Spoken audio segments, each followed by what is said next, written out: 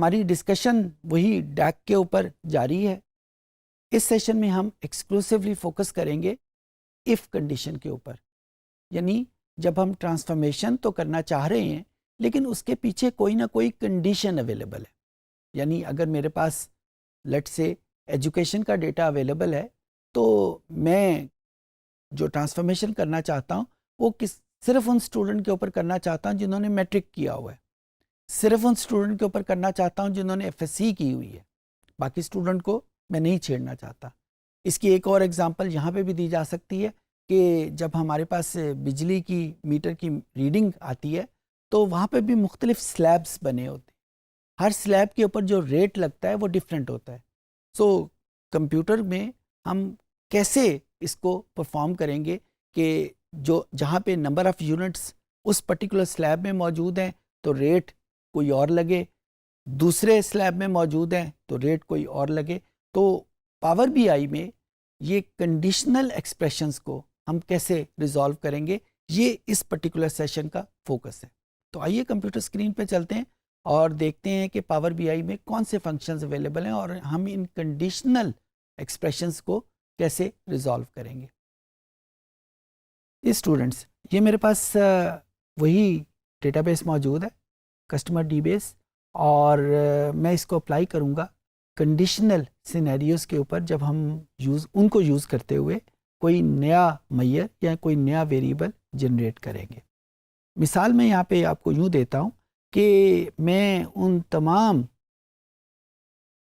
Customers को identify करना चाहता हूँ जिनकी एज 30 ईयर्स से ज़्यादा है, या मैं उन तमाम कस्टमर्स को जिनकी एज 30 ईयर्स से ज़्यादा है उनकी सैलरी को मैं ऐड करना चाहता हूँ, उसमें 10 ऐड करना चाहता हूँ। सो ये फंक्शन मैं अप्लाई करूँगा एक कंडीशनल सिनेरियो के तहत, क्योंकि कंडीशनल सिनेरियो जहाँ पे भी अप्लाई होता है एक नया वेरिएबल क्रिएट होता है। तो यहाँ पे मैं ऐड कॉलम को क्लिक करूँगा। ऐड कॉलम को क्लिक करने के बाद यहाँ पे आप देखें कंडीशनल कॉलम के नाम का मेरे पास एक हेडिंग मौजूद है। इसको क्लिक किया, जो ही इसको क्लिक करने के बाद ये आपके सामने ओपन होगा और ये हमसे कुछ इन्फॉर्मेशन पूछ रहा है। ये इन्फॉर्मेशन क्या है कि वो जो नया कॉलम क्रिएट होगा, नया मैयर क्रिएट होगा, इस सारे फंक्शन को अप्लाई करने के बाद उसका नाम क्या होगा। मैं उसका नाम यहाँ पे टेस्ट केस रख लेता हूँ। टेस्ट केस रखने के बाद अब वो कंडीशन क्या होगी, कंडीशन मैं किस कॉलम के ऊपर लगा रहा हूँ। अभी थोड़ी देर पहले जो मैंने फिक्रा बोला कि उन तमाम कस्टमर्स जिनकी एज 30 ईयर्स से ज़्यादा है, तो इसका मतलब है क्राइटेरिया या कंडीशन किस वेरिएबल के ऊपर लग रही है, एज के ऊपर। तो यहाँ पे मैं एज का वेरिएबल क्लिक करूँगा या सिलेक्ट करूँगा। जो ही मैंने इसको क्लिक किया सारे वेरिएबल यहाँ पे मेरे सामने आ गए। यहाँ पे ये बात याद रखिएगा कि इस वक्त मैंने सिर्फ एक डेटाबेस के ऊपर सारे फंक्शन कर रहा हूँ। अगर मेरे पास एक से ज़्यादा डेटाबेसेस मौजूद हों और वो आपस में कनेक्ट भी हुई हों तो यहाँ पे इस लिस्ट में मेरे पास वो दोनों फाइल्स के, दोनों डेटा सोर्सेज के ये वेरिएबल लिखे हुए आएंगे। दो से ज़्यादा अगर डेटा सोर्सेज हैं तो जितनी भी फाइल्स को हमने कनेक्ट करके एक टेबल के ऊपर रखा हुआ है वो तमाम वेरिएबल यहाँ पे सिलेक्ट हो जाएंगे। यानी ये पॉसिबल है कि क्राइटेरिया वाला वेरिएबल फाइल नंबर 1 में मौजूद हो और अप्लाई हम उसको कंप्लीट डेटाबेस के ऊपर कर रहे हों। ये उसी वक्त मुमकिन है जब वो सारी की सारी फाइल्स या डेटा सोर्सेज एक ही टेबल के ऊपर मौजूद हों। बहरहाल यहाँ पे क्योंकि एक डेटा फाइल है तो मैं एक डेटा फाइल के ऊपर ये फंक्शन अप्लाई होगा।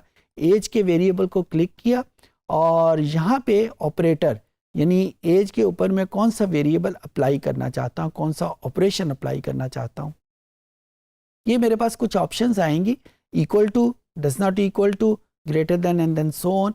हमें क्या रिक्वायर्ड है कि age must be greater than 30। So यहाँ पे ग्रेटर देन 30 का, ग्रेटर देन का वर्ड यूज़ किया और यहाँ पे मैंने 30 लिख लिया। अच्छा, यहाँ पे पावर बीआई हमें एक और ऑप्शन भी दे रहा है कि अगर मैं इस आइकन को, इस एरो को क्लिक करूं तो मैं यहाँ पे किसी पूरे कॉलम का नाम भी लिख सकता हूँ। यानी मैं ये कह सकता हूँ कि एज का कंपैरिजन किसी और कॉलम के साथ हो रहा है। जब किसी और कॉलम के साथ होगा तो वहाँ पे एंट्री बाय एंट्री की कंपैरिजन एंट्री बाय एंट्री के ऊपर होगा। यानी अगर यहाँ पे रिकॉर्ड नंबर 1 के ऊपर एज की वैल्यू है तो जिस दूसरे वेरिएबल के साथ उसको कंपेयर कर रहे हैं उसका भी रिकॉर्ड नंबर 1 कंपेयर होगा।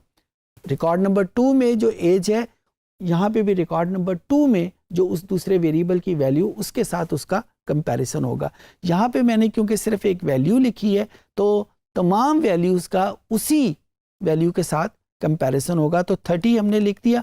अच्छा, जब ये कंडीशन सेटिस्फाई हो जाए यानी एज 30 से ज़्यादा हो जाए तो फिर मैं क्या करूं? अभी मैंने एक हाइपोथेटिकल एग्जांपल बताई थी। तो फिर उनकी जो सैलरी है, जो टेक होम इनकम है, उस इनकम में लेट से 10 ऐड हो जाए। ये मैं एक बिल्कुल हाइपोथेटिकल एग्जांपल क्रिएट कर रहा हूँ आपको समझाने के लिए कि हम इसको कैसे करेंगे। अब यहाँ पे हमने क्या करना है कि उनकी इनकम में 10 ऐड करना है। अब इनकम एक मेरे पास वेरिएबल है तो उसी तरीके से मैं यहाँ पे इसको क्लिक करूँगा और क्लिक करने के बाद मैं सिलेक्ट एक कॉलम, क्योंकि वेरिएबल जो हैं वो कॉलम में मौजूद होते हैं, इसको क्लिक करूँगा और अब यहाँ पे क्लिक करने से मेरे पास वो तमाम वेरिएबल जो कि उस डेटा फाइल में मौजूद हैं उनकी एक लिस्ट मेरे पास आ जाएगी।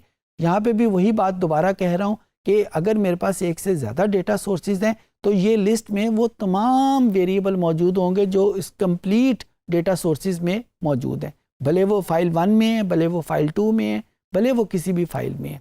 तो यहाँ पे मैं इसको इनकम को क्लिक किया और इनकम को क्लिक करने के बाद इसको मैंने ओके का बटन प्रेस कर दिया। अब यहाँ पे आप सोच रहे होंगे कंडीशन तो मेरी ये थी कि मैंने उन तमाम वैल्यूज़ में, उन तमाम इनकम्स में 10 का इजाफा करना था, लेकिन यहाँ पे तो मैंने नहीं किया। तो उसके लिए उसके 2-3 तरीके हैं। जो तरीका मुझे सबसे आसान लगता है कि एक मर्तबा जब ये फंक्शन एग्जीक्यूट हो जाए और ये कमांड मेरे सामने लिखी आ जाए, उसमें इस इनकम में, इसमें ये जो देन के आगे लिखा हुआ है, इसमें मैं 10 का एडिशन कर लूँ। इसके एक से ज़्यादा तरीके हैं, कुछ तरीके हमने पहले भी सीखे हुए हैं कि हमने उसमें नंबर ट्रांसफॉर्मेशन में 10 ऐड कर दें, और भी तरीके इसके मौजूद हैं, लेकिन ये तरीका मुझे हमेशा सबसे आसान लगता है कि मेरे पास जो कमांड मौजूद है मैं उस कमांड में चेंज करके उसको अप्लाई कर दूं। तो अब ये कमांड अगर आप पढ़ें तो वो यही बताती है कि अगर एज की वैल्यू 30 से ज़्यादा हो तो वो क्या करे, वो इनकम में 10 को इजाफा कर दे। इसको हम ऐड करेंगे तो अब हमारे पास उसी नए कॉलम में हमारे पास सारी वैल्यूज़ आ जाएंगी जिसमें एज की वैल्यू 30 से ज़्यादा है, वो उसमें इजाफा हो जाएगा। यहाँ पे आप गौर से देखें तो आपको ये वैल्यूज़ में नल भी लिखा हुआ नज़र आ रहा है, जबकि मेरे पास ओरिजिनल में तो कहीं पे भी नल नहीं था। तो फिर यहाँ पे नल कैसे आ गया? ये नल एक्चुअली उस चीज़ को रिफ्लेक्ट कर रहा है कि मैंने कंडीशन अप्लाई की थी। कंडीशन क्या थी? कंडीशन ये थी कि अगर एज की वैल्यू 30 से ज़्यादा हो तो एडिशन हो, अगर 30 से ज़्यादा नहीं है तो फिर कोई फंक्शन अप्लाई नहीं होना। तो उसने जो कोई फंक्शन अप्लाई नहीं हुआ उसको उसने नल लिख दिया कि ये तो कंडीशन सेटिस्फाई यहाँ पे नहीं होती। बाकी जहाँ पे वो कंडीशन सेटिस्फाई होती है वहाँ पे उसने वो फंक्शन परफॉर्म कर दिया। अच्छा, अब अगर मैं सेकंड सिनेरियो में उस सेकंड सिनेरियो को भी सामने रखूं, सेकंड कंडीशन को भी सामने रखूं कि अगर वो कंडीशन सेटिस्फाई नहीं होती, यानी 30 से ज़्यादा नहीं उसकी है, फिर वो क्या करे? तो उसके लिए उसी को फंक्शन को अगर मैं देखूं कंडीशन कॉलम में, और वही मैं दोबारा यहाँ पे रख लूँ टेस्ट, इसका नाम मैं थोड़ा सा बदल के रख लेता हूँ, टेस्ट 1 रख लेता हूँ, और यहाँ पे वेरिएबल एज और ग्रेटर देन 30, और ये वेरिएबल मैंने यहाँ पे रखा था कॉलम, इसको इनकम कह देते हैं। यहाँ तक तो ये वही चीज़ है जो मैंने पहले अप्लाई की थी, इसमें कोई फंक्शन में इसमें कोई चेंज मौजूद नहीं है। जो चेंज आएगी, अगर आप यहाँ पे नीचे देखें, वो ये लिखा हुआ है एल्स, यानी अगर ये कंडीशन सेटिस्फाई नहीं होती तो क्या चीज़ हो। तो वो यहाँ पे हम ये कह देते हैं कि अगर वो सेटिस्फाई नहीं होती तो हम यहाँ पे उसकी इनकम की वैल्यू लेट से 0 रख देते हैं। यानी जहाँ जहाँ पे एज की वैल्यू 30 से कम है या 30 के बराबर है, वहाँ वहाँ पे उस टेस्ट 1 के वेरिएबल की वैल्यू 0 रख दे। अब अगर मैं इसको परफॉर्म करूँगा और यहाँ पे इनकम में उसी तरीके से +10 कर दूं, जो कि मैंने पहले भी किया था, उसकी वजह भी आपको बताई थी। अब अगर आप इस स्टेटमेंट को पढ़ें कि एज की वैल्यू अगर 30 से ज़्यादा है तो इनकम में 10 ऐड हो जाए, एल्स उसकी वैल्यू 0 लिखी जाए। अब अगर मैं इसको फंक्शन को परफॉर्म करूँगा तो हर उस जगह पे जहाँ पे एज की वैल्यू 30 से ज़्यादा नहीं थी उस जगह 0 लिखा जाएगा और बाकी जगह वो जो फंक्शन हमने लिखा था वो फंक्शन परफॉर्म हो जाएगा। अच्छा, इसी चीज़ को ज़रा थोड़ा सा मज़ीद आगे बढ़ाते हैं। ये ज़रूरी नहीं है कि जो कंडीशन या कंडीशनल सिनेरियो हम अप्लाई कर रहे हैं वो किसी एक वेरिएबल के ऊपर अप्लाई हो। ये भी पॉसिबल है कि वो कंडीशनल सिनेरियो एक से ज़्यादा वेरिएबल के ऊपर अप्लाई हो रहा हो। मैं इसकी आपको मिसाल देता हूँ। अभी मैंने आपके सामने ये सिनेरियो डेवलप किया कि हर उस कस्टमर जिसकी एज 30 से ज़्यादा है उस पर ये फंक्शन परफॉर्म हो जाए। अब इसी चीज़ को मैं ज़रा अगर थोड़ा सा चेंज करूँ, मैं ये चाहता हूँ कि हर मेल कस्टमर जिसकी एज 30 से ज़्यादा है उसके ऊपर ये फंक्शन परफॉर्म हो जाए। अब यहाँ पे देखें, 2 सिनेरियो आगे, एक मेल कस्टमर होना और फिर उसकी एज का 30 से ज़्यादा होना, तब वो फंक्शन जो है वो परफॉर्म होगा। तो यहाँ पे हम इस चीज़ को करने के 2 तरीके हैं। एक तो ये है कि जब हम यहाँ पे ये फंक्शन बना लें कि जिस कस्टमर की एज 30 से ज़्यादा है उसके ऊपर सेकंड कंडीशन लगा दें कि वो उसकी मेल या फीमेल होना देख लिया जाए, बिल्कुल उसी तरीके से जिस तरह थोड़ी देर पहले मैंने आपको करके दिखाया। दूसरा तरीका ये है कि हम यहाँ पे, आप ये देखें, ये एक ऐड क्लॉज के नाम का मौजूद है और जो ही हम इसको क्लिक करते हैं तो ये हमें एक दूसरे वेरिएबल को ऐड करने की फैसिलिटी प्रोवाइड कर देता है। यानी ये वो सिनेरियो होगा जिसमें कंडीशनल सिनेरियो किसी एक वेरिएबल के ऊपर अप्लाई नहीं हो रहा बल्कि एक से ज़्यादा वेरिएबल के ऊपर अप्लाई हो रहा है। सिमिलरली अगर मेरे पास सिनेरियो में 2 से भी ज़्यादा वेरिएबल है, 3 वेरिएबल हैं, तो ये बटन हम दोबारा प्रेस करेंगे और वो हमें वो सिनेरियो सामने रख देगा जिसमें 3 वेरिएबल के ऊपर कंडीशन अप्लाई हो रही।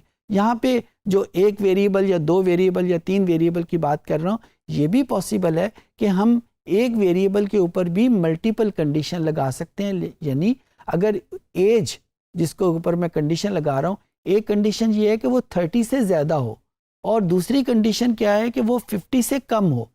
अब अगर मैं इसको कंप्यूटर की ज़ुबान में देखूंगा या कंप्यूटर के लेंस से देखूंगा तो ये 2 डिफरेंट सिनेरियोज हैं।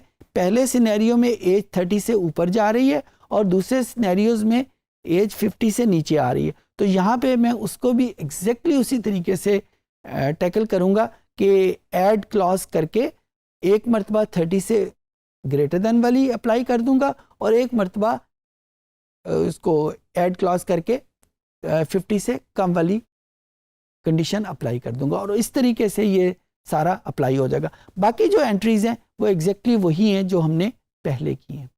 उम्मीद है कि आपको चीज़ें समझ आ गई होंगी।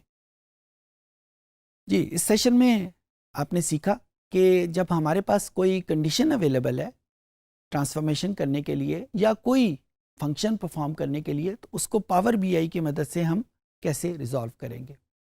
किस तरीके से पावर बीआई में एक अलहदा मॉड्यूल अवेलेबल है कि जो कंडीशनल एक्सप्रेशन को रिजॉल्व करता है, कंडीशनल एक्सप्रेशन को अप्लाई करने के लिए हमारी हेल्प करता है।